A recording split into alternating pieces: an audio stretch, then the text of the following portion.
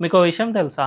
West బెంగాల్‌లో BJP గెలుపొందగానే America అధ్యక్షుడు Donald Trump మోదీకి కంగ్రాచ్యులేట్ చేశారు. అంటే మన దేశంలో ఒక స్టేట్ ఎన్నికల్లో గెలుపొందిన విషయాన్ని అమెరికా అధ్యక్షుడు గుర్తించి మరీ మోదీకి కంగ్రాచ్యులేట్ చేశాడు అంటే అది కాస్త ఎక్స్‌ట్రార్డినరీగానే అనిపిస్తుంది. జనరల్‌గా ఈ దేశ ప్రభుత్వానికి ఆ విధంగా కంగ్రాచ్యులేట్ చేస్తారు. కానీ ఒక స్టేట్ ఎన్నికలపై ట్రంప్ ఎందుకంత దృష్టి సారించాడు అనే విషయానికి సంబంధించి తాజాగా కొన్ని కీలక విషయాలు బయటపడ్డాయి. అదేమిటంటే వెస్ట్ బెంగాల్‌లో మమతా బెనర్జీ అధికారంలో ఉన్నంత వరకు గ్రేటర్ బంగ్లా ఏర్పాటునకు ఆమె ప్రయత్నాలు చేశారు అని తెలుస్తుంది. ఇందుకు సంబంధించిన ఆధారాలు గతంలో విడుదలైన వికీలీక్స్ పత్రికల ద్వారా అర్థమవుతుంది. 2011లో అమెరికన్ సీఐఏ వెస్ట్ బెంగాల్‌లో మమతా బెనర్జీ అధికారంలోకి రావాలి అని కోరుకుంది. అప్పటి వరకు ఉన్న కమ్యూనిస్టు ప్రభుత్వం పూర్తిగా అంతమైపోవాలి అని భావించింది. సరిగ్గా 2011లో అక్కడ గవర్నమెంట్ చేంజ్ జరిగింది. ఎప్పుడైతే మమతా బెనర్జీ అధికారంలోకి వచ్చారో అప్పుడు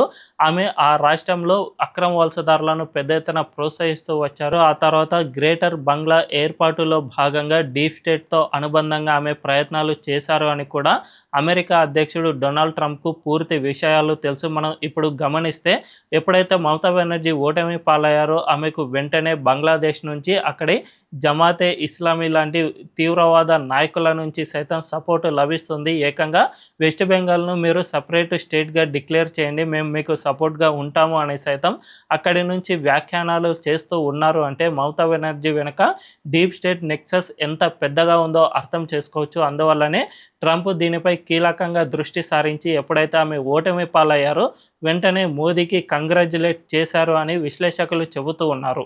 మరి ఈ విషయంపై మీ అభిప్రాయం ఏంటో కామెంట్ల రూపంలో తెలియజేయండి.